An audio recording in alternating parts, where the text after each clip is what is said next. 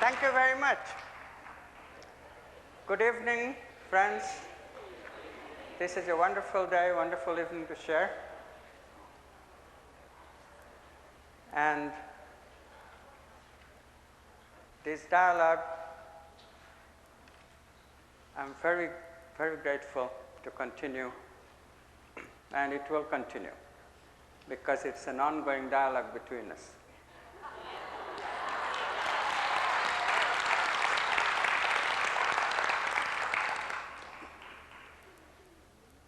To get into the flow. So let me start with a story. So there was a king in ancient India, and this king had a favorite poet. But there are other poets who come to the king's court, and among them a very good one.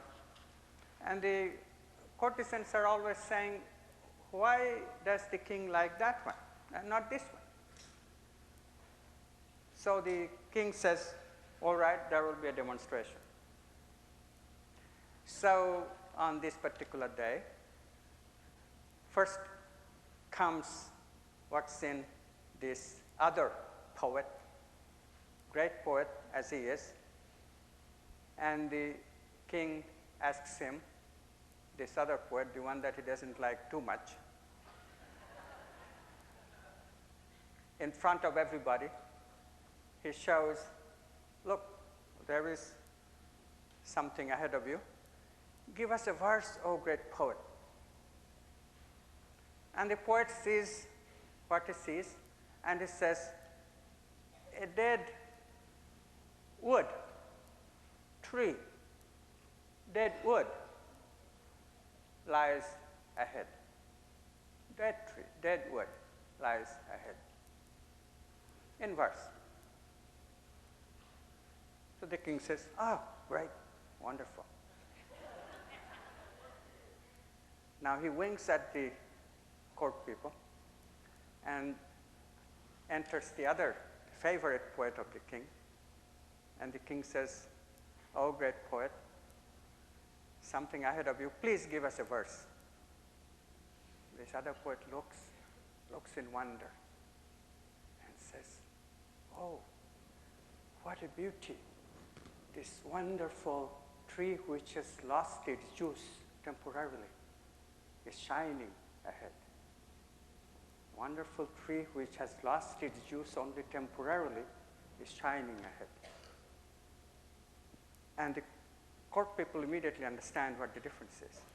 The first poet only sees dead wood, but this favorite of the king, his favorite because he looks, and he, in his looking, past, present, future is all mingled together, so he can see the future.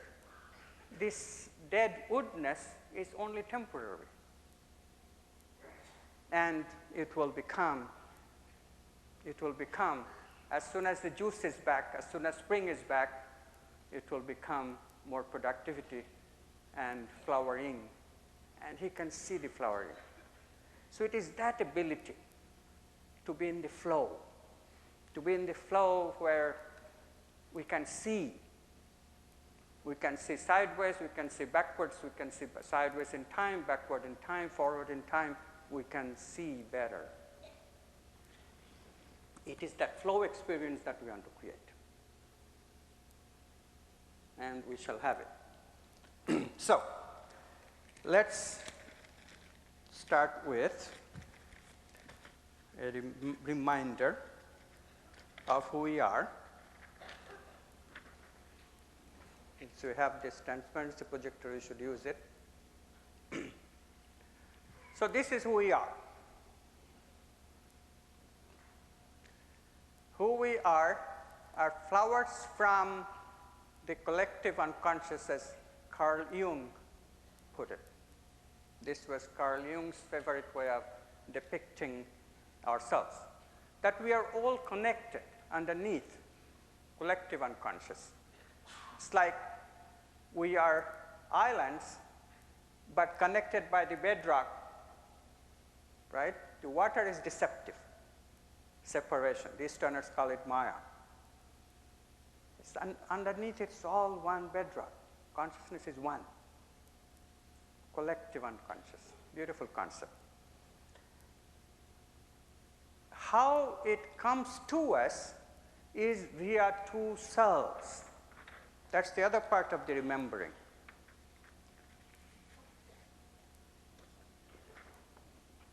You have seen this before. The ego and the quantum self.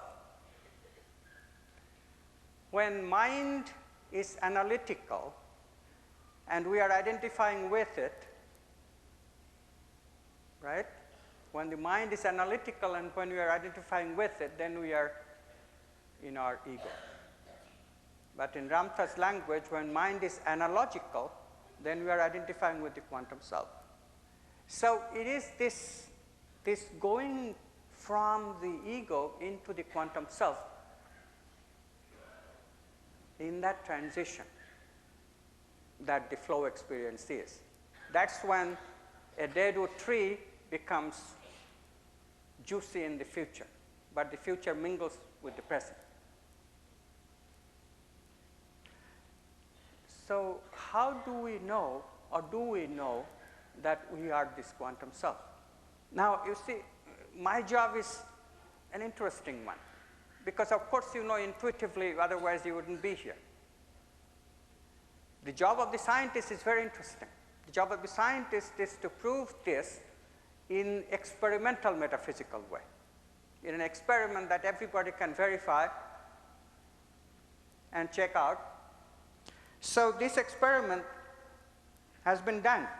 I am very happy to report. This is one of the other experiments which you can use to try to convince your dear one, not that you will succeed, but it's a good experiment. Let me tell you the experiment. It will surprise you. Let's have this in front of us. Maybe we can focus a little bit. Is that better? So what is happening here, I'm sorry that many of you will not be able to see this, but it's okay. I'll tell you whatever is on the transparency. What is happening here is that we have in our cortex memories that you already know.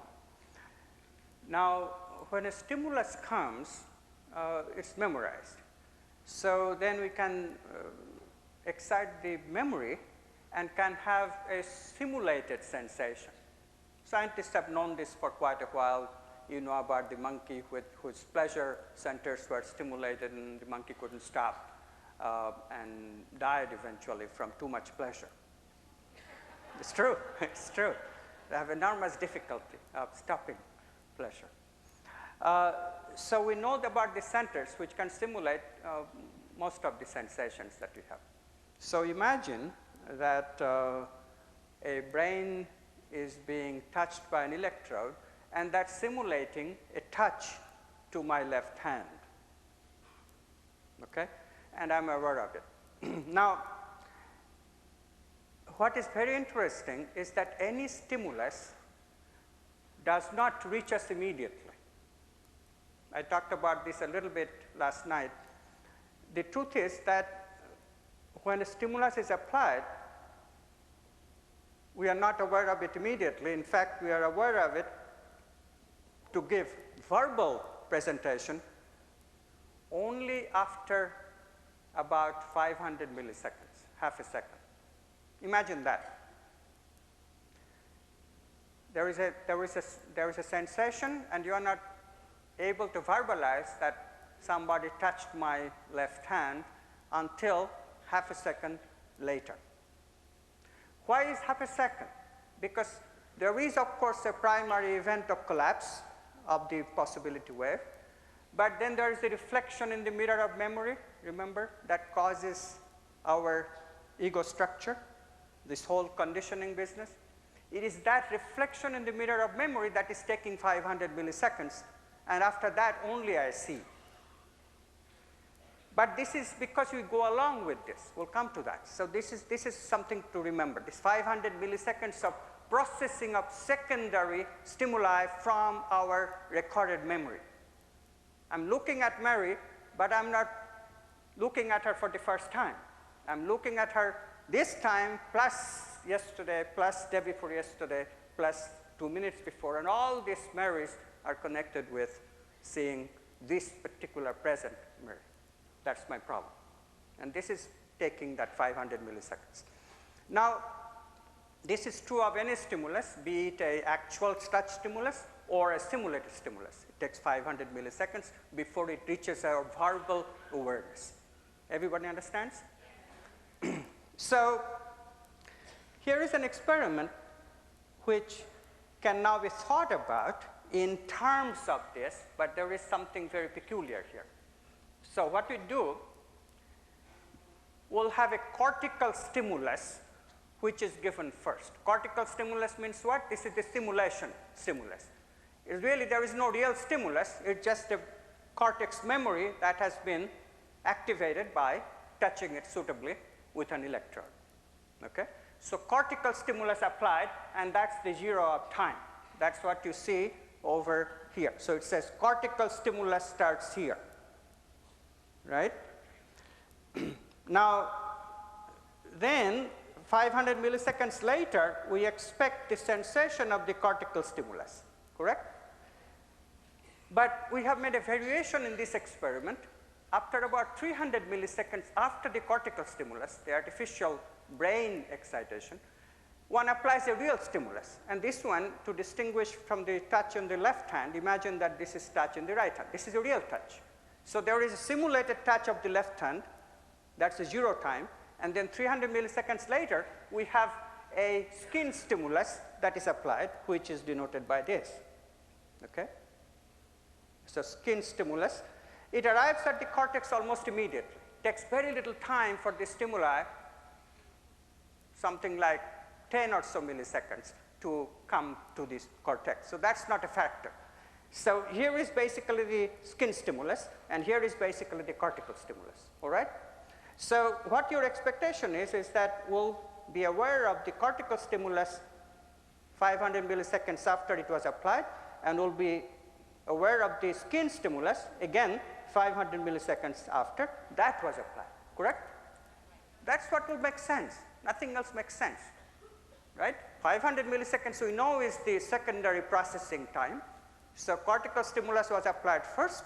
We should be aware of that one after 500 milliseconds. And then after another 300 milliseconds only, we should be aware of the touch, the real touch stimulus, correct? Guess what happens? This is why it's called backward masking.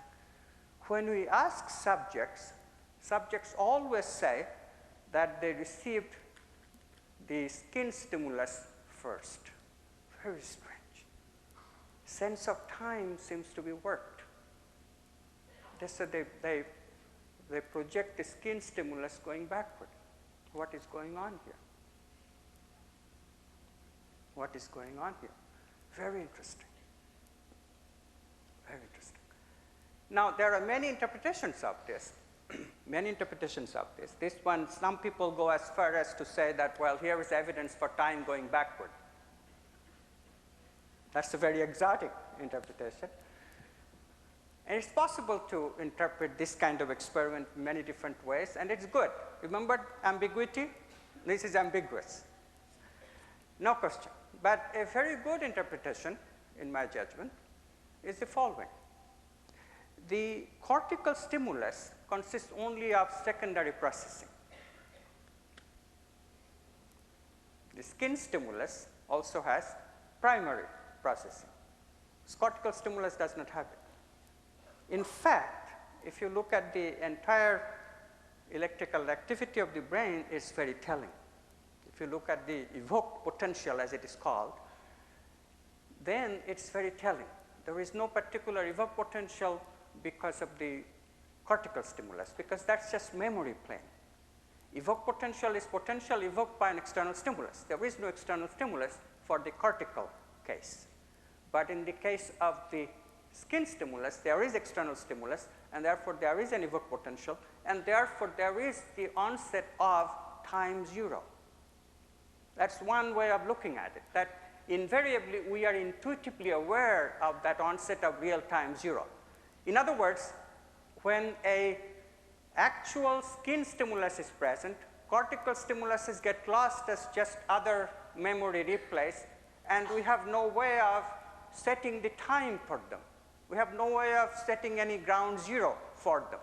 Only for skin stimulus, which is a real stimulus, we do have a ground zero, and although it does take processing time will still be 500 milliseconds, but we are aware that there was a primary time zero setting.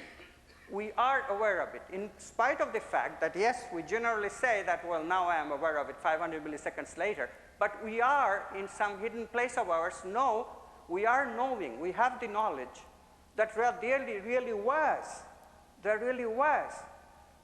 an awareness 500 milliseconds earlier. To me, it conclusively shows you that we are aware of the quantum self-experience. We are not unaware of it. So if you're aware of it and not aware of it, we are aware of it, but we are relegating it to preconscious. This is what psychologists call this, preconscious. Freud used the word, and now it has become popular. So there is this twilight zone. There is awareness, and then there is this primary awareness, seeing anything for the first time, and in between there is this 500 milliseconds of pre-conscious.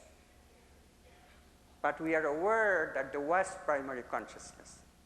There was quantum self-experience. And our job is to have this as a thread and hold the thread and sneak our way back to that primary awareness. This is the job. This is the job. This is the spiritual journey. This is the journey to quantum self. This is the journey to analogical mind. This is the journey to quantum mind. This is the journey to the quantum leap. Okay? So, the question, of course, still is how to do it. So, how to do it, that question can be formalized by saying that we become all people who are in the journey of inner creativity. So if somebody says, what are you doing at Ramtha School of Enlightenment? Just so you know, you are engaged in inner creativity. Doesn't that sound good? What are you doing there? I'm engaged in inner creativity. You can see that your prestige in the outer society goes up by a notch. Right? Very important to label things in the right way. So inner creativity. But it is really important. It is really important to recognize that this journey, this journey to spirituality, journey of relationship, a broader relationship to reality, this journey has been ignored so long in our culture, in the human culture, entire humanity. And only now we are recognizing it as an important journey, as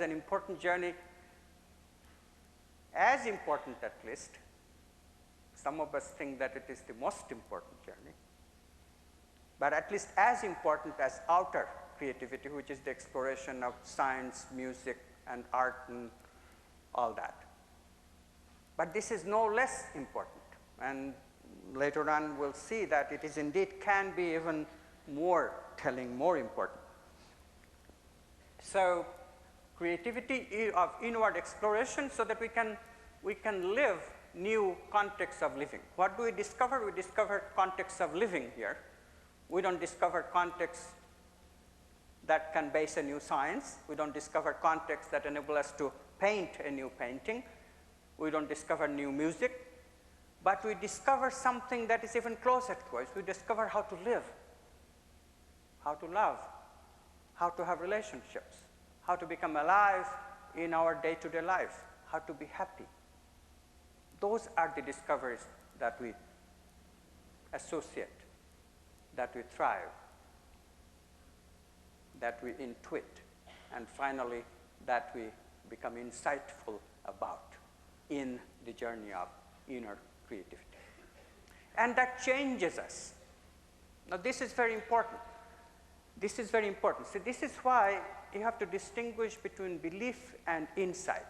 Belief is thought. Insight is beyond thought. Belief is ordinary mind. Insight is, in Ramtha's language, analogical mind. Belief comes with the ego. Insight comes in the quantum self. Recognize it completely. And therefore, recognize also that from belief there is a quantum leap in order to reach insight, a beyond thought, a no mind that has to come. But because it comes that way, the product of this experience is a transformed you. In other words, you can live it. It's very interesting. Even outer creativity comes with complete certainty. You know, there is a story about Einstein. He discovered the theory of general relativity, a new theory of gravitation, that gravity is curved space, in 1915. So 4 years later, people went to Africa to do an experiment during the great solar eclipse, and they measured the little deviation, 1.5 seconds of arc deviation of starlight when starlight goes near the sun. Amazing measurement, amazing discovery and amazing measurement. So this woman reporter, Elsa Rosenthal, she is sitting with Einstein the following day, and she sees the telegram on Einstein's desk saying that, well, there is this great experiment confirming his theory. So she looks quizzically at Einstein and says, Dr. Einstein, of course you are very happy that the experiment came out this way. What would you have done? How do you have felt if this experiment showed that your theory is wrong? And Einstein said, I would be very sorry for the dear Lord. My theory is right.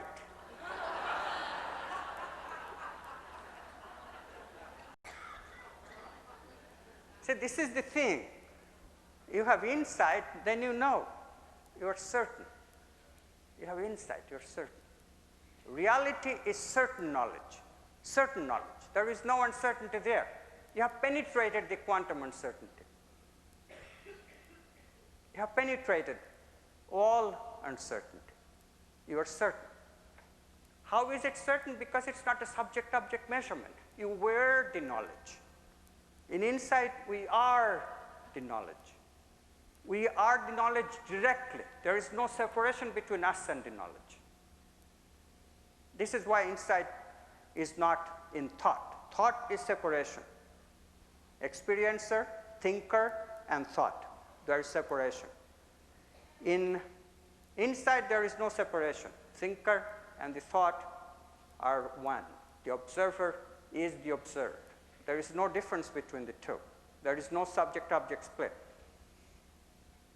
That is why it's so binding that we can live this truth.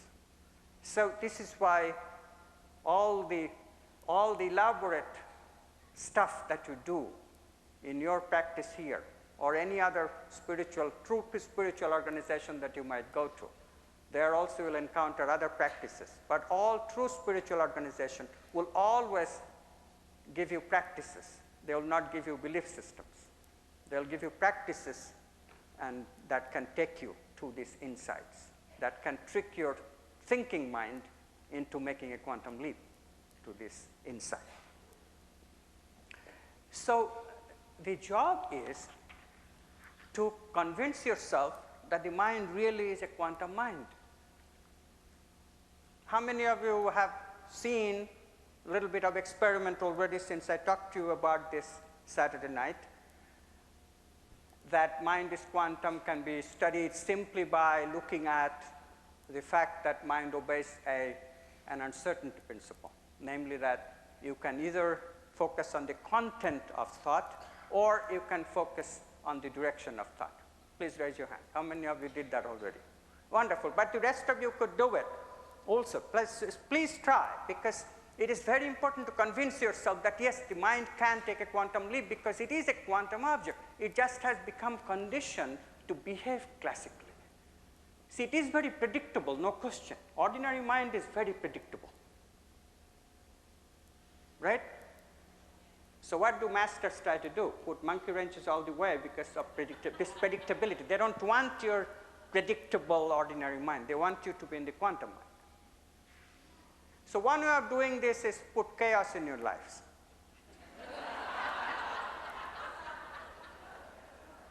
That will show you. But when you are away from this place, then what? Then you need some convincing argument to remind you every now and then that mind really is quantum. It's not just because Goswami says so, or because somebody else says so. It really is quantum, and it's in your mind, so you should be able to verify that directly. Telepathy is one way. Distant viewing that you did, that's one way. That kind of thing can be done. But again, that is very difficult to do when you are away from a place like this. We need much more coherence of thinking minds to rise to the occasion for sending non-locally. So what to do? There is a very, very simple thing that we can try out. This is the beauty of science. So let me remind you that if the mind is quantum, then thought must obey uncertainty principle. Now, what does that mean? Thought must obey uncertainty principle. What does that mean? Very interesting question. What does it mean to say that an electron obeys uncertainty principle? What does it mean to say that? Well, what it means, one of the things that it means is that if I try to see the electron, that affects the electron. We have seen that before, right? If we try to see the electron, it affects the electron. So no two people ever sees the same electron. Then how do we know these things about the electron with such convincing that we say that electrons are part of our objective reality? The scientist is very fortunate because we never see the electron directly. We are always seeing the electron through a macro apparatus like the Geiger counter or the cloud chamber. These are just names of gadgets that gives a macro impression, an amplified impression of the electron. Never believe a scientist who says that I have seen the electron. Nobody has and nobody ever will. All we see are amplified impressions of the electron. And this is good. Why? Because once consciousness has collapsed the possibility wave of the electron, that includes the entire pathway, the electron and the possibilities of the Geiger counter. Once that collapse has happened, then the pointer reading that Geiger counter is giving, that has a semi-permanent quality because it's massive. It doesn't run away. So I look at the Geiger counter, I go away, and then 5 minutes later you come, you can still see that the pointer is reading that there was an electron there. See how consensus can build? I see, you see, she sees, they see. Consensus. Hey, there was an electron here. So this is the fact that makes us think. Makes us think that there is an objective reality independent of us. It gives us an appearance. Macro measurement apparatuses, these apparatuses that are needed to amplify. This is the way the material world is built. There's always the material submicroscopic objects of which the material world is made are not directly accessible to our senses, and therefore we need amplification to see them. And because the amplifying apparatuses are huge, macro apparatuses, they don't run away. Once their possibility wave is collapsed, it stays in that collapsed state for a long enough time for many of us to share our experience, and so we say the world has fixity. So you have a reference point. Now, let's examine now the corresponding experience that happens with mental. Now, René Descartes was a very smart philosopher, What did he say about the mental body? About the physical body, he said that's the body of extension, res extensa, right? He said res extensa, body of extension. And because it's a body of extension, that must mean that we can make segments of the body. Anything that has extension can be segmented, and we can have micro and macro. Macro is built up of the micro, correct? But mind, res cogitans, Descartes said, is indivisible. It's only one thing. Mind is just one thing. We cannot divide it up. This is what I was telling you the other night, and you readily accept it. You didn't question it very much. But if you do question it, you'll still reach the same conclusion, that mind is just one thing. There is no dividing it up. It's not that you have a mind just as you have a physical body. That's not possible to conceive. Mind is not a thing like that. It's a functional mind that we have. We use certain mental functions more and more and more and more in our particular conditioning history, and therefore that part of the mind, the totality of mind that we use, can be called our personal mind. Now, because mind is one thing, it does not have any division between micro and macro. Is this completely clear? So if it doesn't have any division between micro and macro, there is no need for amplifying. Thoughts are just thoughts, right? There is no micro thoughts of which macro thoughts are made up. We can have two different thoughts, right? But there is no microstructure to a macro thought. That kind of thinking doesn't take us very far. But there is an advantage. We can think thoughts directly. We can experience thoughts directly. We don't need a macro apparatus of thought to see the micro thoughts. See the advantage?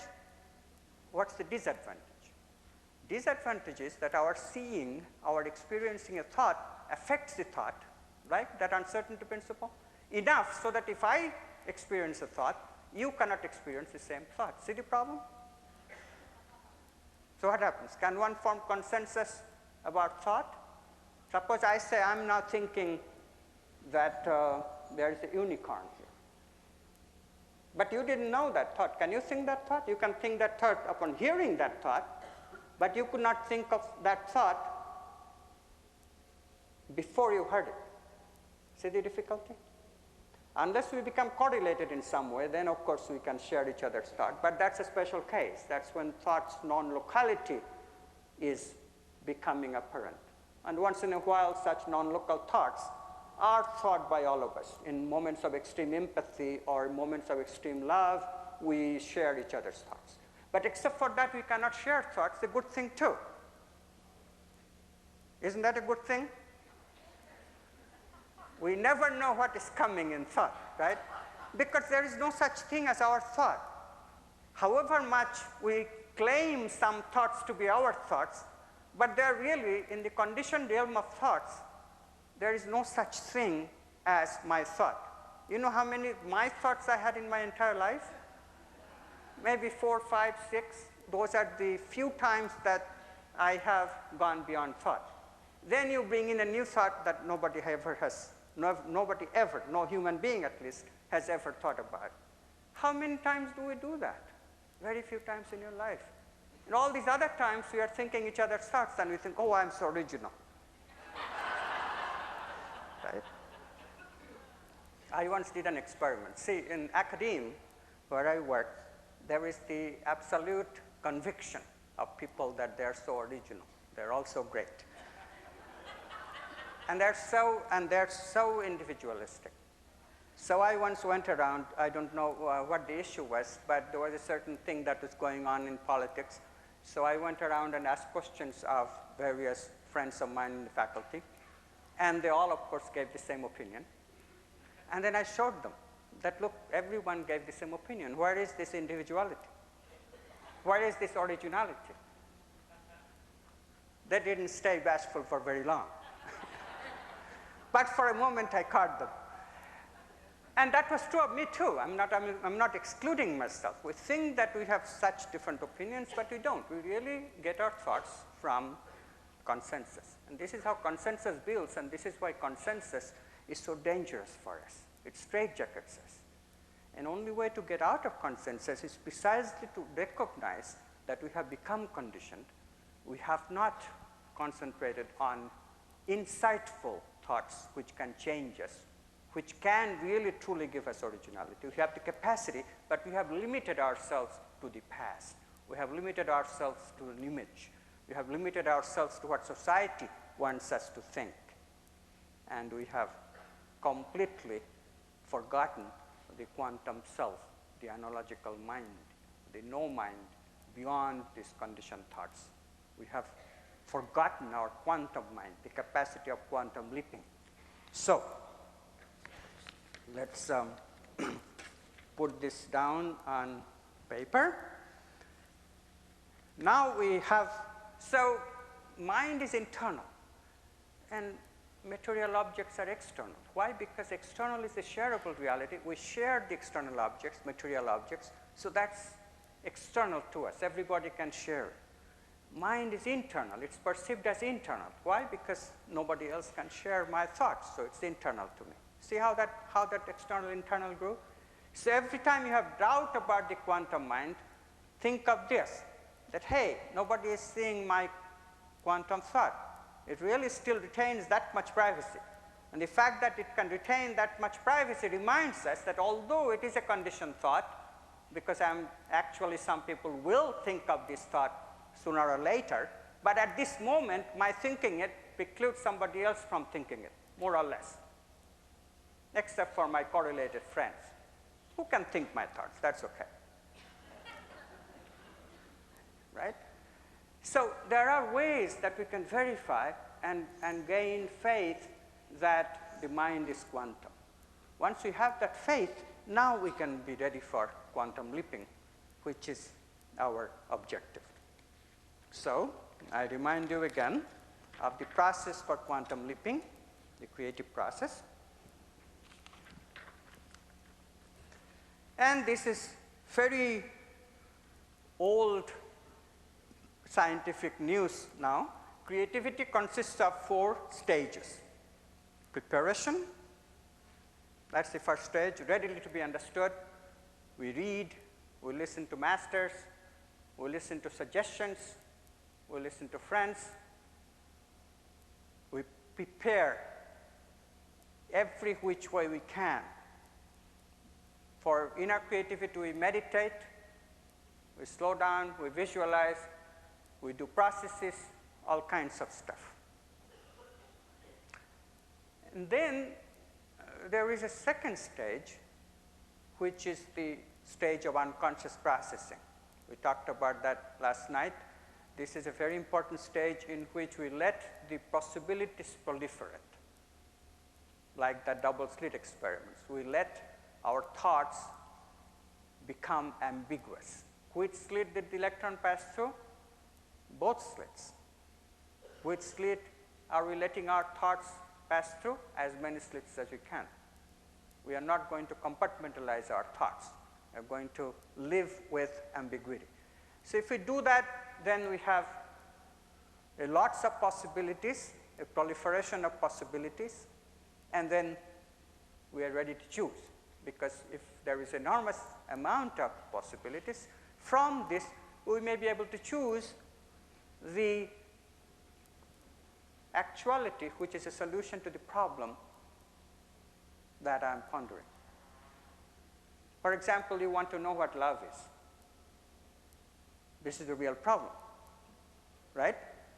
Do you know what love is? If you know what love is, you have a problem also.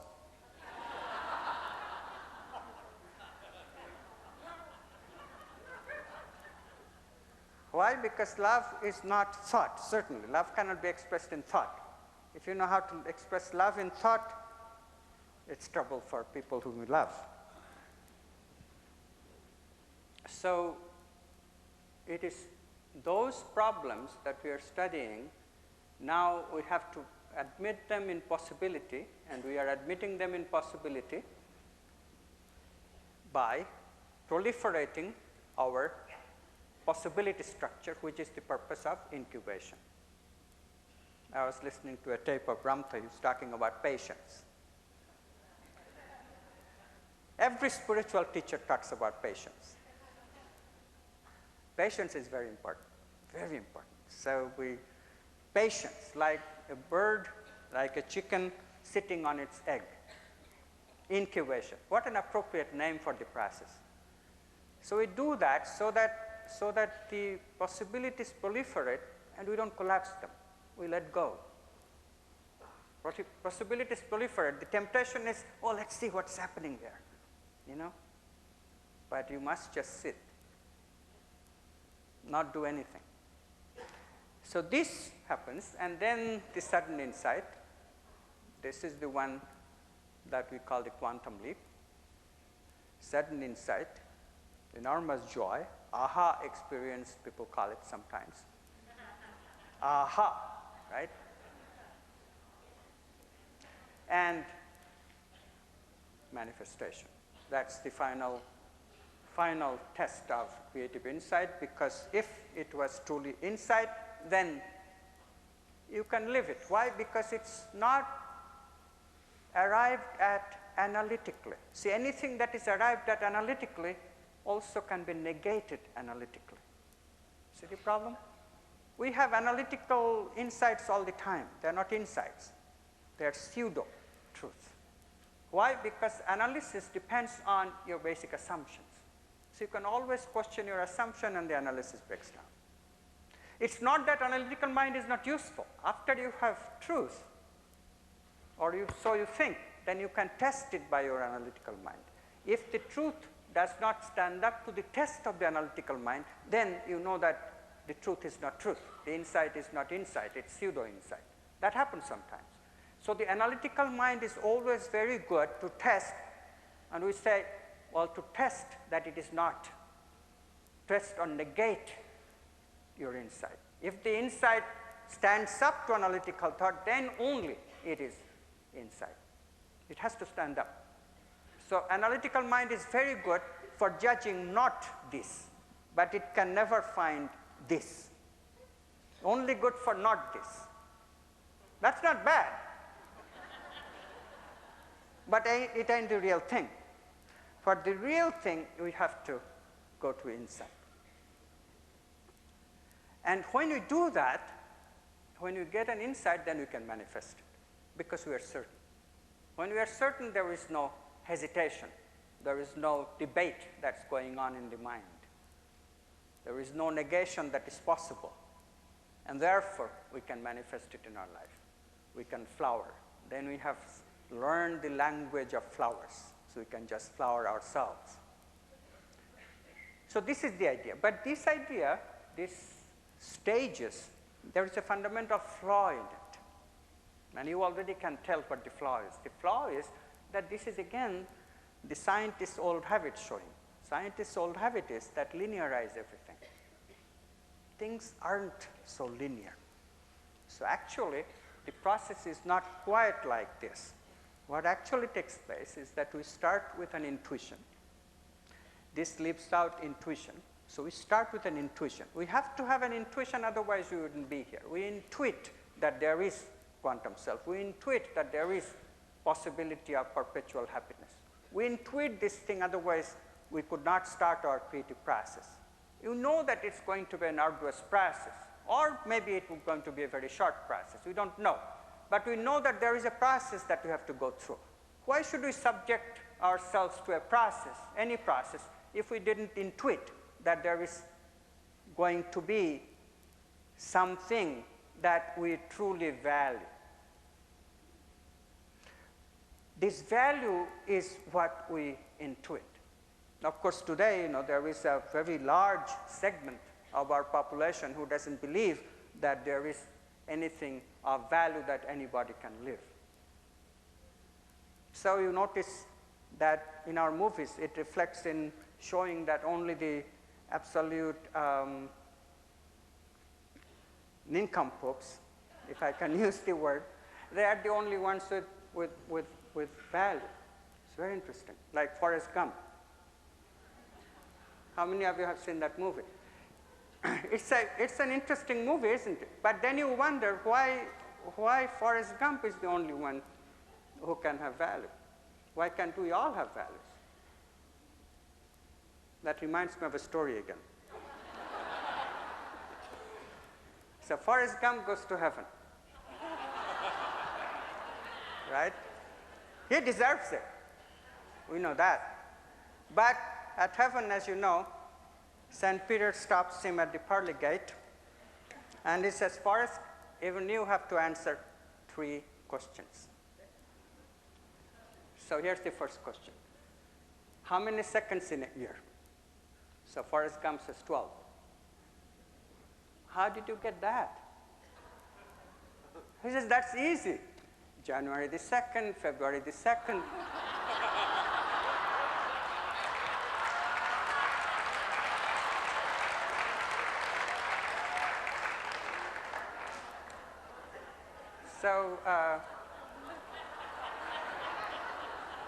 So St. Peter chuckles and says, all right, I'll let you go with that one. Second question.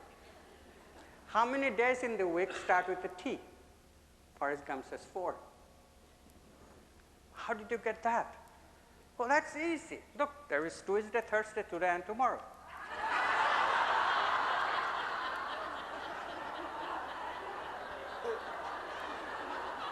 The saint chuckles again and says, look, you got to do better with the third one. What is God's name? So Forrest Gump says, you're not going to fool me with that one. I learned it long time ago in church. It's Andy.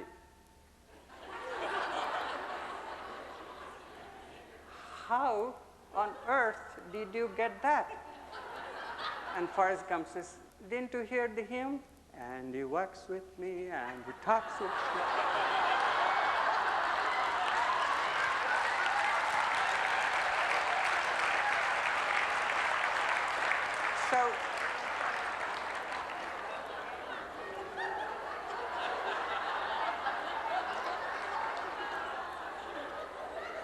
So Forrest Gump goes to heaven because, and he goes to the pearly gate because he has values, because he is a nitwit. We accept that a nitwit can have values.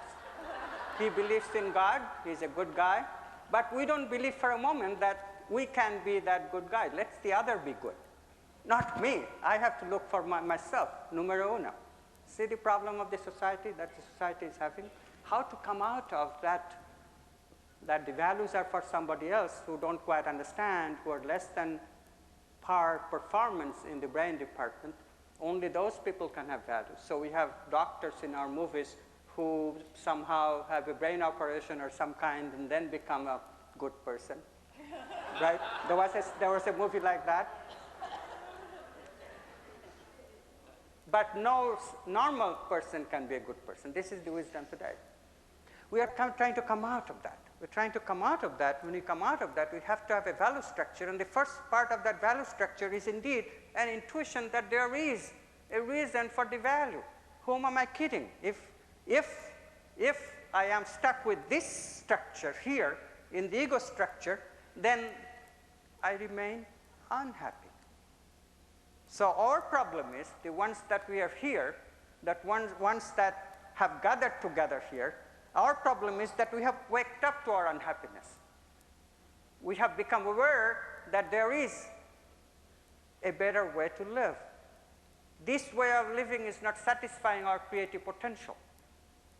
This way of living is not satisfying us anymore. We want to live in a different way. And therefore, we want insight. So that's the intuition with which we start. And then what do?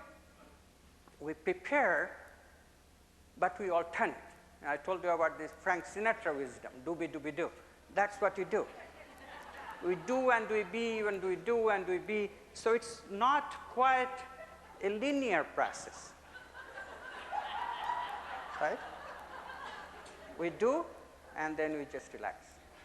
It's like, just like this bow and arrow thing that Ramtha sets us for us.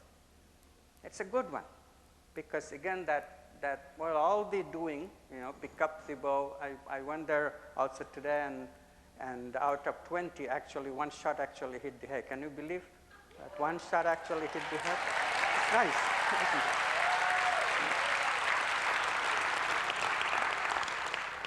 Because for that moment, the mind was not.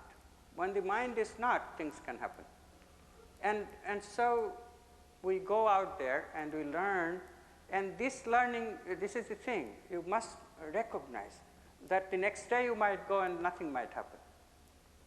Next day you go, nothing might happen. For 10 days, nothing might happen. And then on the 11th day, guess what? You might hit actually the bullseye. Who knows? You might.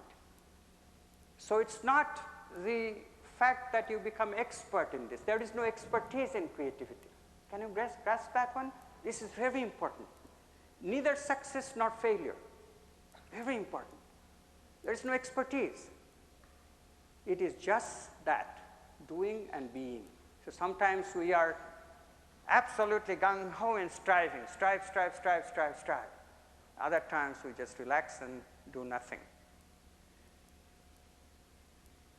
Sitting quietly doing nothing, the grass grows by itself. Grass grows by itself. The arrow will leave the bow by itself. Try that. You know, there is pressure because others are finishing, they're letting their arrows fly. No, I'm just waiting for the right moment. Try that. The opportunity to be different is with us. The opportunity and the prerogative. And that is the policy. Now, what are you doing? I'm waiting. Waiting for the right moment. So there is more to it, to creativity, than meets the eye. G. Spencer Brown wrote about Newton, that what made Newton's discovery so fantastic. People don't realize, they think it's all just happens because he's so brilliant and he just figured things out. No, Newton was a good waiter. He knew how to wait. Patience. It's a lot of patience and a lot of energy. Strive. This alternation is very difficult. There are people who know how to be patient. The country that I come from, India, if you want to learn patience, India is very good.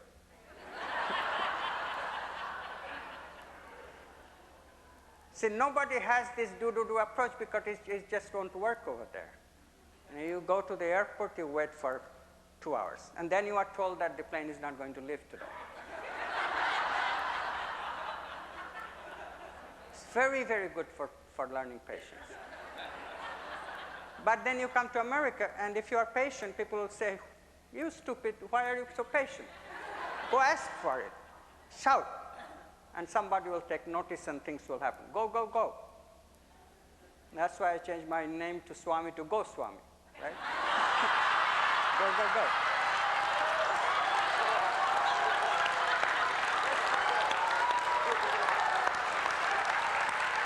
So,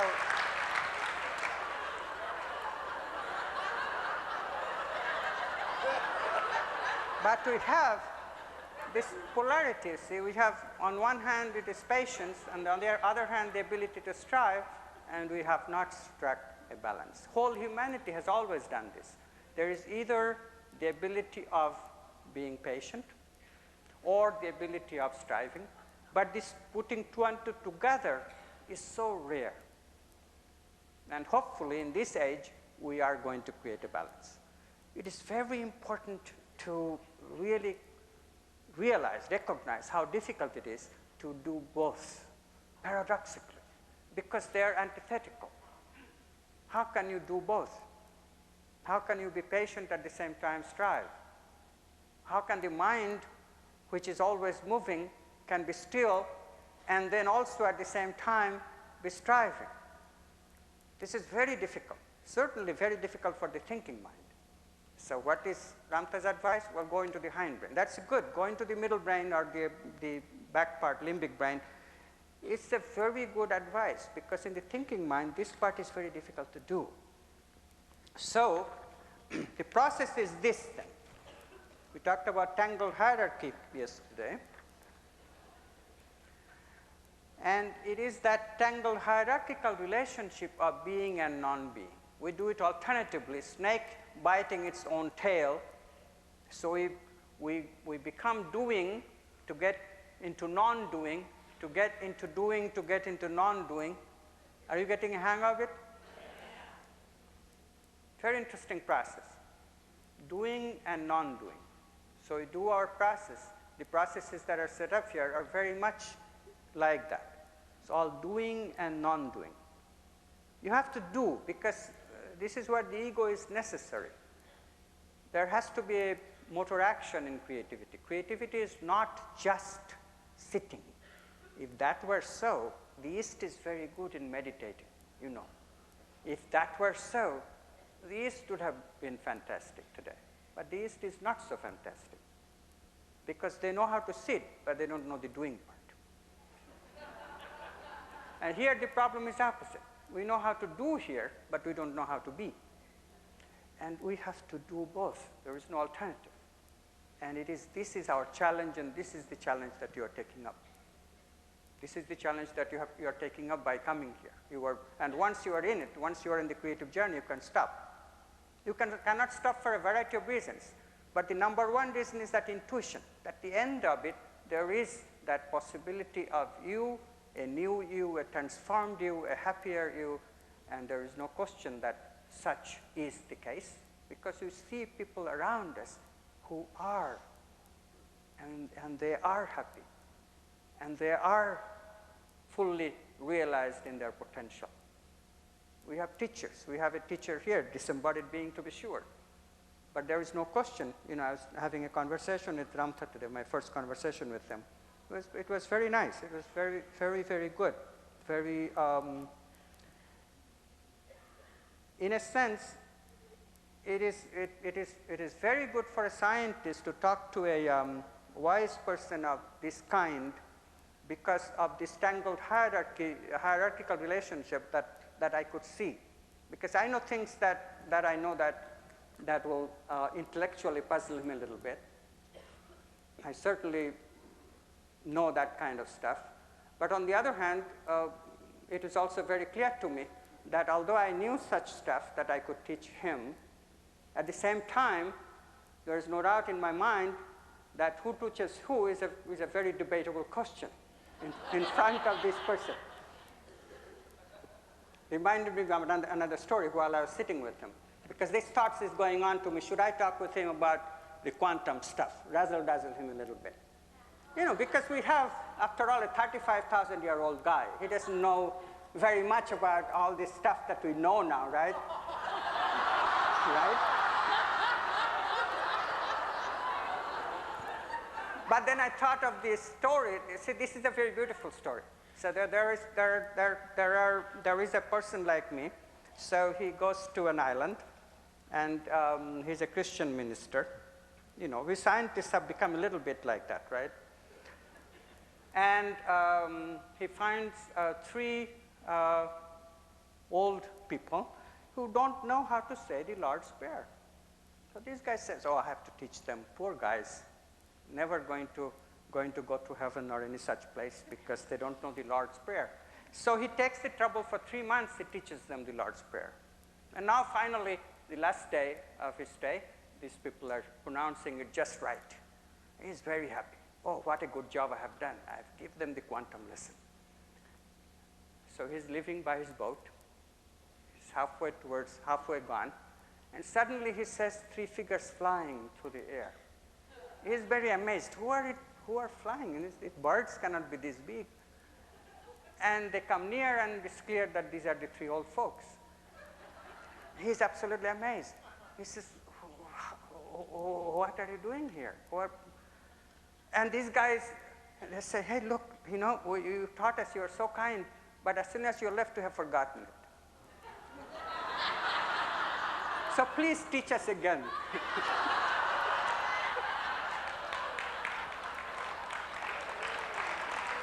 But you see, this is the kind of feeling that I had.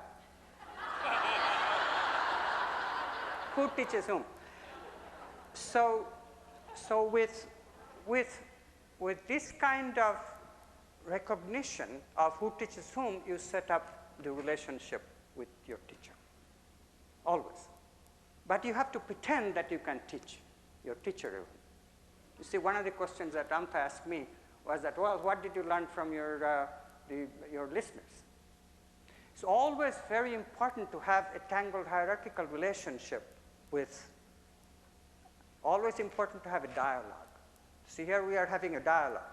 What is coming from me, you are eliciting it, and vice versa. What is coming from you, I am eliciting it. So when it becomes a dialogue, it is this dialogue that is a tangled hierarchy, and this is the dialogue that has to happen between all these processes that you are getting. Doing and non-doing must become a dialogue between doing and non-doing. The ego and the quantum self must become a dialogue between the ego and the quantum self. Beautiful representations exist for this. Michelangelo drew a wonderful facsimile of this in the depiction on the ceiling of the Sistine Chapel, which is Adam reaching out to God. Remember that one? Adam reaching out to God, right? Oh, we have that one, great. See? So that's the depiction. Another depiction is found in the Old Testament when we see Jacob wrestle with God all night. Remember that one? Jacob wrestles with, what is wrestling with God? So it is that. So wrestle with Ramtha, wrestle with the quantum self. When you're wrestling with your guru, your teacher, then you're getting the idea of what it means to engage in a tangled hierarchical being and non-being, doing and non-doing. See? It's a wrestling. It's an I-thou relationship. It's a tangled hierarchy of relationship. So what we do actually is, this is a picture. In the center of it is written opto ergo sum. This is a take on Descartes' cogito, which is I think, therefore I am. This is opto. Opto means I choose, therefore I am. I choose because I am the chooser of, I create my reality by choosing, correct? But look at this total picture. It's again snake biting its tail. So it's a little bit different. I choose tangled hierarchically, therefore I am. I don't choose from my ego, because from the ego it's all linear. That's not choice at all. We saw last night in the experiments today, if I'm choosing to raise my arm, the experiments already reveal 800 milliseconds earlier that I'm going to choose my raising arm, which is nothing but a conditioned habit pattern that is going to repeat. So what is choice in that?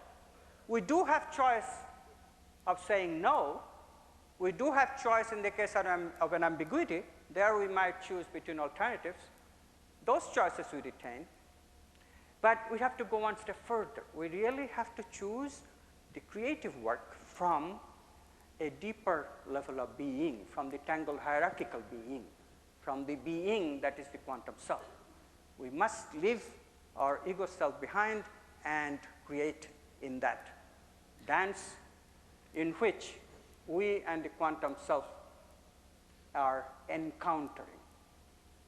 Rollo May, a very wonderful psychologist, calls this the encounter of the ego and the quantum self. And that's the flow experience.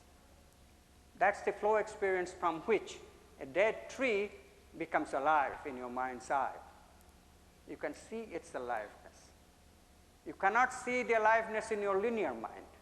So mind has to jump into this mind that is analogical, not analytical. The self that is quantum, not classical. And then.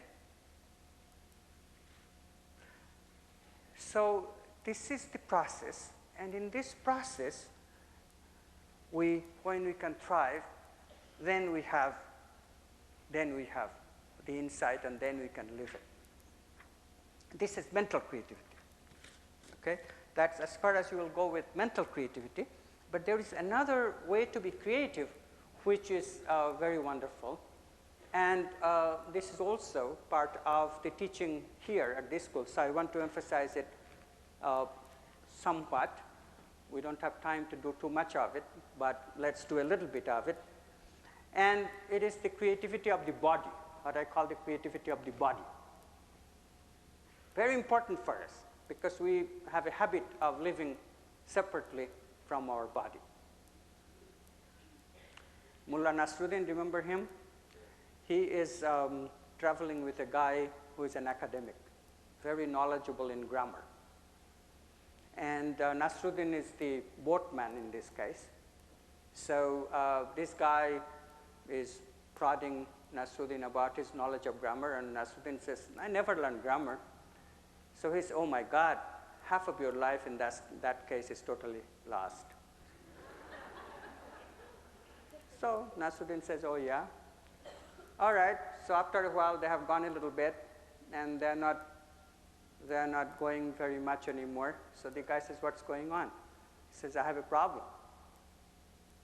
And I have a question for you. Have you learned how to swim? And the Pandit says, no, I don't know how to swim. And Nasruddin says, well, in that case, all of your life is lost.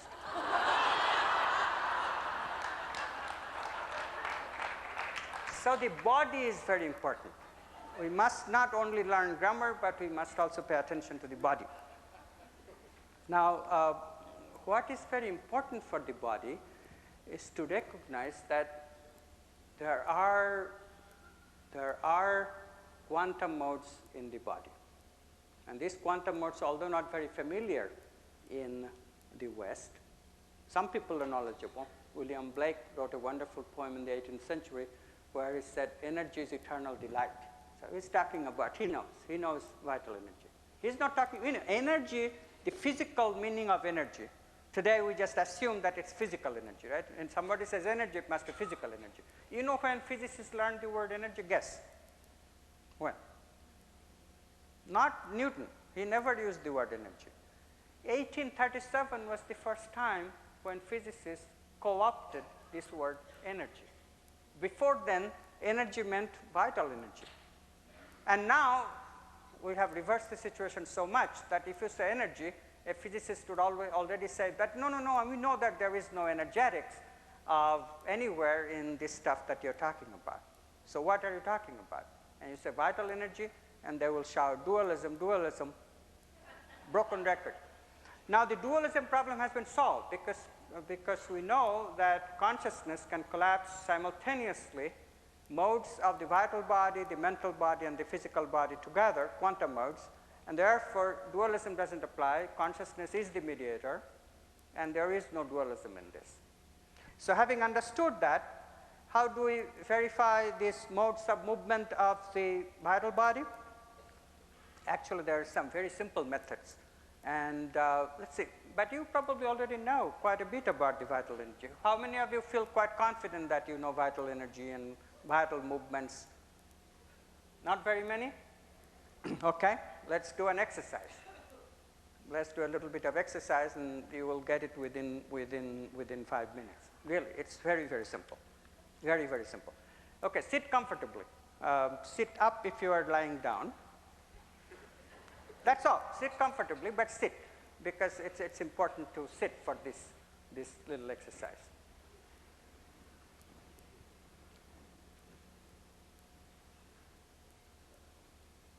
Okay. Now close your eyes and breathe through both nostrils. Now for some of you will notice that you are breathing only through one nostril. If that is the case, you don't have to put your hand to the nostril, but what you do is raise the hand of which the nostril is not breathing. If your left nostril is not breathing, raise your left hand, and you find the left nostril to breathe again. Unless you are clogged, then this exercise will be a little difficult. But it's very simple to shift the breathing by just raising the arm, and then that will shift the breath from one nostril to the other. And when it becomes even, that's what I want. I want you to breathe evenly through both nostrils. It's working? Working? Good? Wonderful. So now breathe evenly and breathe a few times. Okay? Open your eyes again. And we are going to do something that is called a mudra. This is a Sanskrit word. Oops, I'm not writing very well.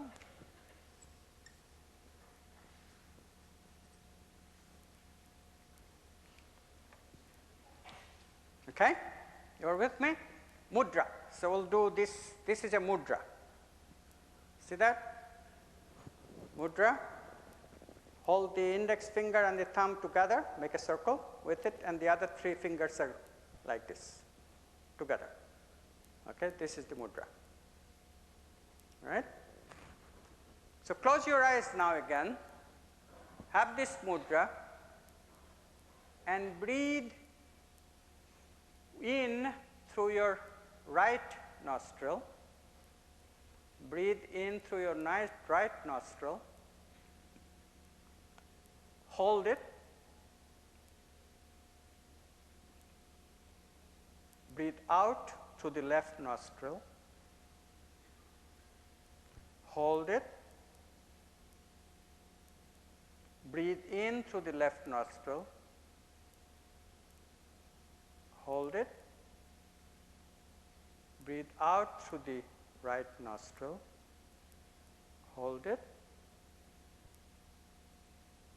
Breathe in through the left nostril, or it was right nostril, sorry. Breathe in through the right nostril. Hold it. Breathe out through the left nostril. Hold it. Breathe in through the left nostril. Hold it. Breathe out through the right nostril. Now we have done 2 rounds. Okay? Now open your eyes. Now do another mudra. Pay attention. This is called namaskar, right? Or namaste. You have seen Indian people do this all the time. And now it is coming worldwide. The good thing too, because this is a great exercise for vital energy. This is a mudra called namaskar mudra or namaste mudra. Okay? Now when you are in the mudra position, people usually have a habit of pressing them together. We don't quite press them together, we create a little gap. Why do you create a little gap? If we press them together, then the sensation of touch gets rid of all other sensations. But if we create a little gap, then we are not touching, and we can begin to feel. Close your eyes and just pay attention, and you might already feel a little bit of tingle, a little bit of current. If you are feeling it, how many of you are feeling it? You are ready. You guys, no, really, I mean, all 3 nights that I have talked here, I tell you, I mean, this is such a wonderful audience. I mean, you are so receptive. It's fantastic. Ramtha is also very fortunate, I tell you, to have, to have a group like this. So you see how simple it is to get to Namaskar Mudra. Now, there are other ways, and let us do this a little bit so that you get a hang of it. So here it is, and if it still doesn't come, then we can close our eyes again, and we can do that single nostril breathing one more time. So let's do it 2 more rounds, just to stabilize this prana, this chi. Chinese call it chi, and in English we say vital energy. So we are doing again that same. We breathe in through the right nostril. So breathe in, hold it. Breathe out through the left nostril. Hold it. Breathe in through the left nostril. Hold it. Breathe out through the right nostril. Hold it. Breathe in through the right nostril. Hold it. Breathe out through the left nostril.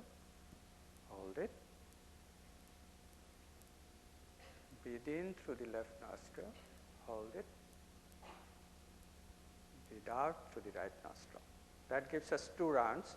And we can continue that for 3-4 rounds. But notice that the prana is growing in the meantime. Tinglings are amplified. So this is a very easy way of single nostril breathing. Is an easy way to amplify the chi, the flow of vital energy in the skin. Now mind you, there are deeper levels of vital energy movement, and these are still not creative movement. This is conditioned movement of vital energy. Okay? So we have, but at least we now know that there are conditioned movements of vital energy. We are familiar, we are now familiarizing ourselves with these conditioned movements of vital energy, right? Now this same vital energy can be used for healing. So once your hands are activated, now you can give hands-on healing on people. But it is best to be creative with your vital energy first before you start doing that.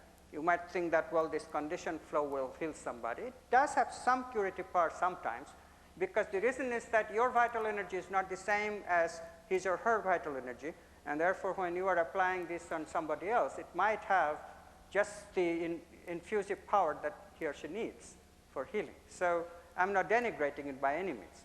On the other hand, if we know the creative movement, that has such power, such wonderful power, that truly wonderful things can happen.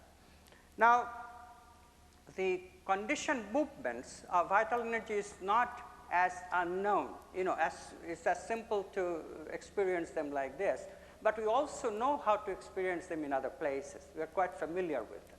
For example, have you ever wondered why Valentine's Day is always celebrated with this picture of heart on cards and on everything? Why? Because we are very much familiar with the idea that romance is an affair of the hearts. Why? Because we remember that the first time we were romantic, maybe the second or third time is that it has lost its charm, but the first time, something special happened. And what is that special? Sure, the heart beat a little faster and all this stuff all that stuff that comes with the physical heart, a little bit of speeding up, or maybe the heart misses a few beats, but that's not what really is very outstanding. Heart does the same kind of thing in all kinds of situations. We call it heart disease, we don't call it romance, right? Why do we call it romance? Because there is something else unmistakably. There are thoughts, of course, but in addition to thoughts and physical heart fluttering, there is literally certain feelings of emotions, certain feelings of vital energy movement. That's why we associate heart with romance. And the same thing we know, we say butterflies in the stomach when we are jealous or envious or stressful, right? Or fear, we feel our anal area. These things are quite known. Very well known in India is that young women are very intuitive. Bhagwan Rajneesh, who used to live in Oregon for a while, he used to joke that in India, young girls are by social custom, said to put bindis on their third eye, because otherwise their intuition will cause problems in society, because they will call the game that adult males have set up for them, right? But this is not entirely a joke, because when you do spiritual practice, like you do here, if you notice carefully, you'll notice that your third eye area is very active. So in India, when people are doing practice like yours, and you could try it here too, they put sandalwood paste to cool your third eye. You might find it very soothing. I'm not kidding. It's really, really useful to pay attention to the third eye and see how hot. I don't think you can make tea there. It's not that hot. But it's hot enough. So these areas, what are we seeing? We are seeing vital energy in action in those areas. So these areas have special name in India, and actually this is something that is becoming quite acceptable now to everyone, because it has been rediscovered by scientists in the West and in Japan. There is a fellow named Motoyama who claims to measure these places.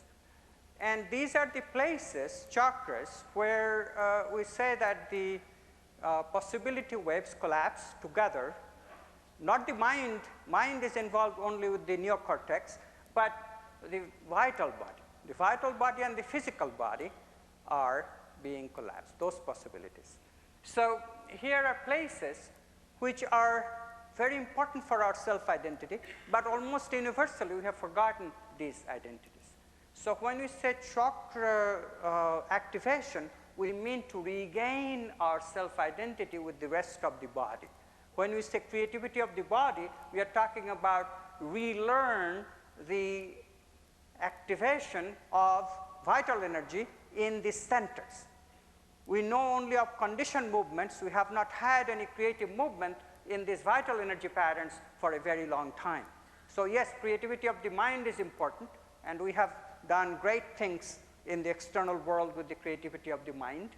And with the creativity of the mind, we can do a fantastic amount in our movements towards inner exploration, movements towards happiness.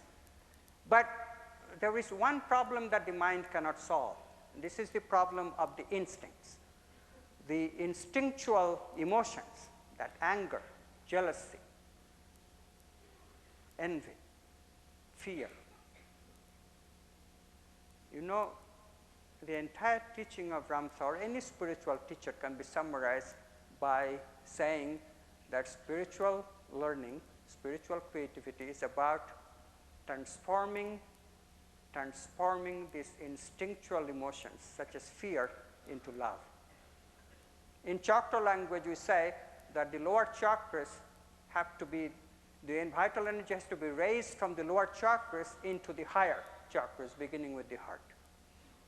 So the awakening of the heart is a big event. But what is this awakening called? Well, it's called Kundalini movement. We say that Kundalini is nothing but the creative movement. Kundalini is nothing but the creative movement. So prana is conditioned movement. Chi or prana or vital energy, that's the conditioned movement. And Kundalini, this famous coiled up serpent at the base of the spine, that's a metaphor for this sleeping creativity of vital body. When we activate that creativity of the vital body, then we get Kundalini movement. It actually is felt. Now, I have not had Kundalini rising all the way, but I had a Kundalini experience, very beautiful experience. And this experience will show you that how important it is to be open to things, and creative experiences can happen in any inopportune time. So what happened was, for me, this was in Esalen Institute. And you know Esalen Institute, all of you? This is in California, Big Sur. I was there in 1981 as a guest of dolphinologist John Lilly to give a talk on quantum. I was still doing quantum, but as a materialist. And yeah, those were the days.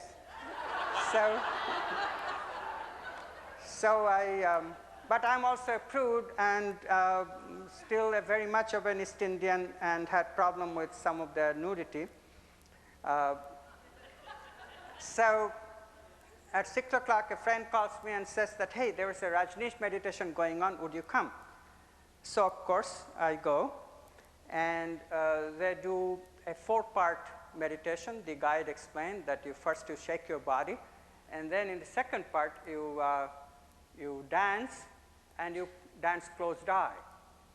So I did the first part. It was indeed very invigorating, you know, 6 o'clock in the morning, I'm not quite awake yet, and shake up the body, and sweat flowing, wonderful, and then we close our eyes, music starts, and we are dancing, wonderful.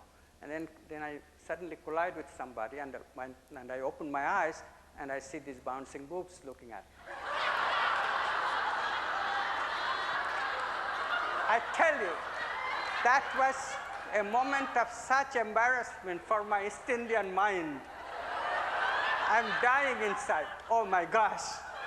So I close my eyes immediately, and the rest of the time I just somehow I do the movements, but I'm very careful in not colliding with somebody, right? Fortunately, the music ends, And then the guide says, well, now sit down and meditate. So I sit down and meditate, and lo and behold, out of this embarrassment, I'm still feeling enormous embarrassment. And lo and behold, there was this serpent-like rising in my back. I was so amazed. Of course, I was a materialist, so I didn't think much of it. But it felt wonderful. And it rose until about the neck, and the sensation of that feeling stayed the entire day. But I didn't know what it was. And then many years later, I shared that with some people in Bangalore, and they said, you had a Kundalini rising. I said, oh, yeah.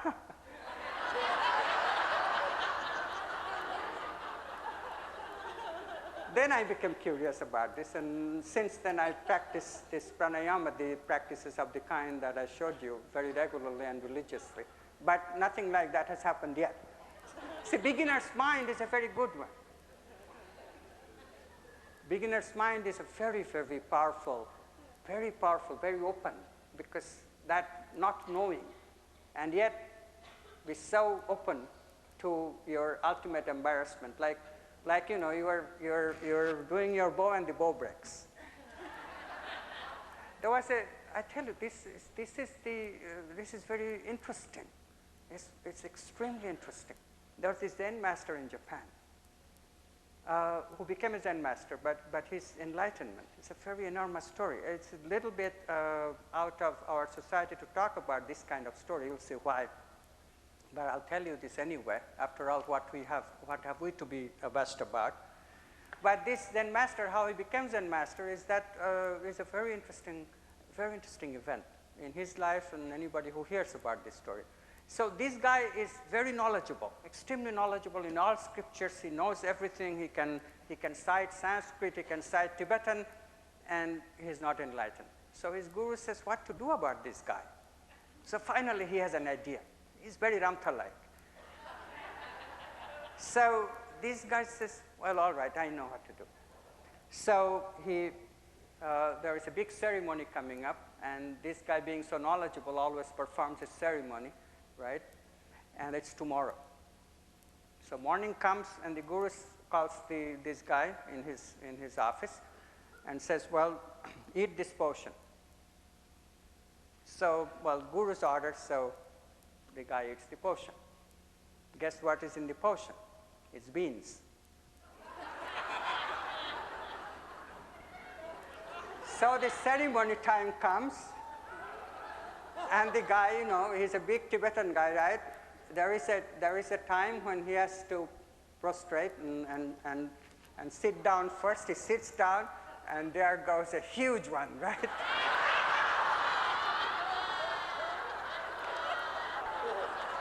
And imagine his embarrassment. And in that embarrassment, he realized he had insight. He knew.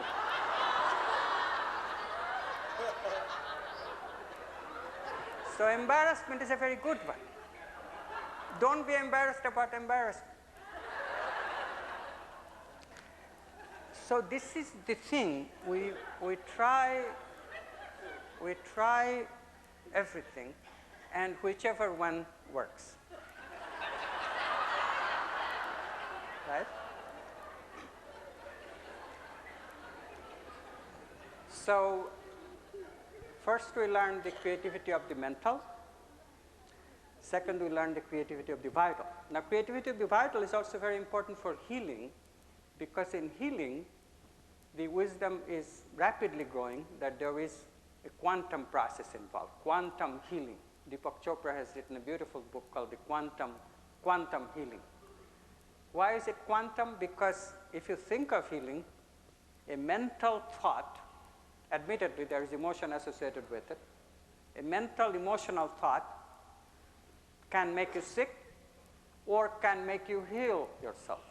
This has been known for quite some time, mind as slayer and mind as healer. So there is some neurochemical stuff going on also that is now called psychoneuroimmunology, because it has been shown that there is some chemical stuff that mediates the interaction between the brain and the immune system. And so brain can emit a neurochemical which can weaken the immune system or strengthen the immune system, and that's what heals us. That's the belief. That's fine. That part we know. But the point is that why should thought or an emotion have the effect on the brain to release a chemical? So Chopra had the brilliant idea that it must be a quantum mechanical body that must be mediating this, and ultimately it must be bliss body or consciousness. Beautiful book, beautiful idea. And with our ideas, we can make it even more solidly based on quantum physics. We can say that consciousness simultaneously collapses the healing possibility in the brain, which has the neurotransmitter emitted, and the mental thought and the emotional thought. So you have a loving thought, emotion and the thought, and that loving thought is simultaneously accompanied by the brain plus this neurochemical.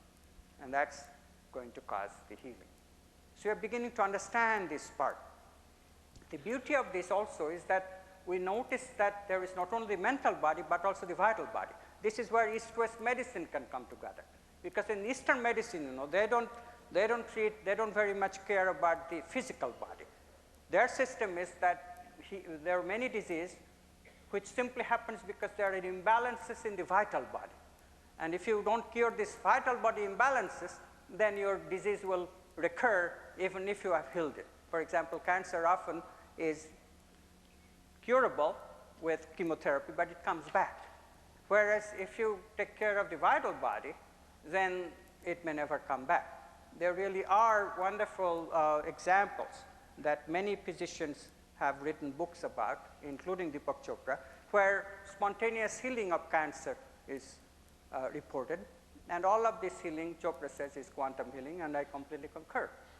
So there is an opportunity here of understanding quantum healing, understanding the healing of the Easterners, and integrating all of them together with a truly integrated medicine. So this creativity of the vital body not only gives us the key to spiritual research and raising Kundalini, but it also gives us the key to healing. And we must remember what the word health, healing, all this represent. Healing is about wholeness. So we recognize the wholeness of all this process. And indeed, if you look at the entire Western culture, what is the integrity that we are? We are integrity of body, mind, spirit, it is said.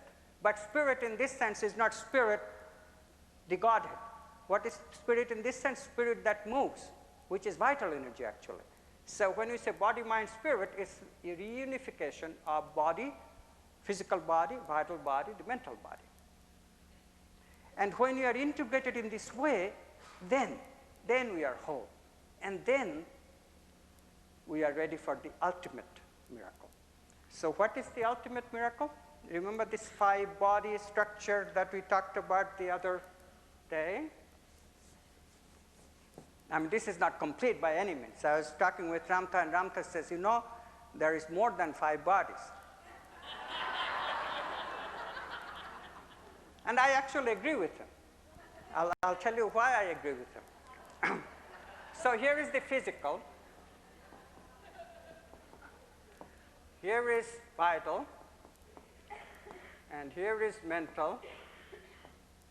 And then there is a body which I call the theme body, the body of laws, about which we have known for quite some time. It's the theme, Platonic archetype, mathematical laws of physics, all comes from this theme body, which has the context of movement of all these bodies. And then we have bliss, which is the body of consciousness in suchness. Now, these 3 bodies we have talked about all these 3 nights. We start with this one. This one is the most quantum. It's easiest to see its quantum nature, mental body. It's easiest to be creative in thought. And that's the easiest one to learn. This is the one that is we are most familiar with. So we first be creative in the mental realm. And you already have known some of it in outer creativity. Doing it in the inner is just another step. Then we become creative in the vital body. This is the creativity of the body that sometimes will rejuvenate us, give us healing from disease, but this is also the one which can take us towards more integration in the sense of integration of body, mind, spirit. But this is still within the theme body. Then comes the physical. Now, the laws of physics. Creativity of the physical body. What does that mean? New laws of physics? It's nothing other. Creativity of the mental body is what? New context of thought. Creativity of the vital body is what? New context of movement of the vital body, which we call kundalini. What is creativity of the physical body? New context of movement of physical stuff. So we have the physical movement, these contextual laws of physics that Newton discovered, Einstein discovered, Schrodinger and Heisenberg discovered, that we rightfully are so proud of. They are also conditioned habits, patterns of the physical. Are they compulsory? No. They are also limits that consciousness has put upon itself. We have created them. These laws themselves are whose creation? Our creation. So as we become masters of mental and vital, we begin to access our theme body. We become master of the theme body, masters of the theme body. At that point, we can even become creative in the physical. Now, there's a problem now. So this is where these other bodies become very important. There is a problem now. What shall we call creativity of the physical? Now, people who have intuited this, among them Sri Aurobindo in India and Teilhard de Chardin in the West, these two specially have intuited this creativity that they call supramental, supravital. So words such as supramental has been used.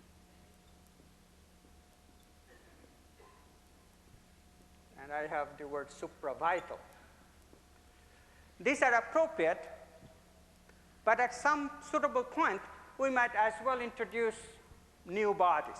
This is why I actually agree with Ramta that there may very well be bodies that are still beyond our imagination, beyond our philosophy at this point. But we are barely waking up to them. Notice that we have reached to the idea that creativity of the physical is possible. Notice how far that is when we thought that physical is not only all determined, but also not only there are laws of physical, but the physical is all determined. You know, that thought has given us classical physics. And now with quantum physics, at least we have a creative physical in the sense that there is at least no completely determined movement. That much we accept. But to change the laws themselves, that's a tremendous movement from that. So as these miracles, because this truly is miracle, creativity of the physical, as these miracles become common practice, then we truly will have another new level of science. A Course in Miracles says that miracles are beyond ordinary laws, but they are not beyond laws, except they reflect the law of eternity. So we are doing the laws of limitation, you see, so long, so far. The next step of humanity is to do laws of eternity. This is what our potential is. This is what we are waking up to. A Sufi poet, Rumi, wrote that we died as, I'm paraphrasing, we died as plants, we become animals. We died as animals, we become humans. When have we become less by dying? We die to humans, we become superhumans. That's our destiny. This is what we are creating here. Wonderful, isn't it? Yes. And it happens. It happens. I'll finish with a story that is very favorite of me. Again, a suddenness story. It comes when you least expect it, when you didn't know that you did it. So there is this guy, a kind of not so flamboyant fellow, a guy named Subhuti, who is in Buddha's 3,000 disciple entourage. You know, he also had a great appetite for disciple. Ramtha is not the only one. But these guys can handle a lot of disciples, you must recognize. Here you are, 1,100 people, you know. So Buddha had 3,000 disciples at this time, and Subhuti was one of them, and he's an unsung hero. He's doing hero's journey, but nobody knows about him. So he is meditating one day, and all of a sudden, flowers start showering on him. So he himself is very surprised. He says, why are the flowers showering on me? So the gods say from upstairs that we are praising your exposition of emptiness. But he said, what exposition? I have not spoken. So the gods say, you have not spoken and we have not heard. And that is true emptiness. And the flowers shower again. So it is that when we do not speak and nobody hears us, this no mind that reaches.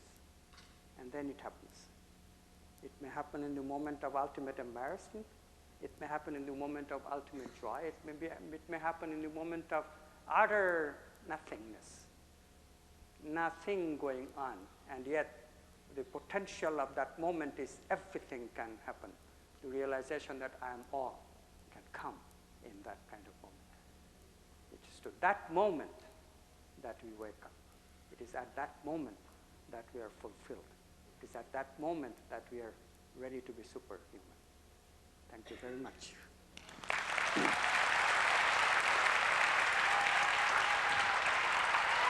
Thank you.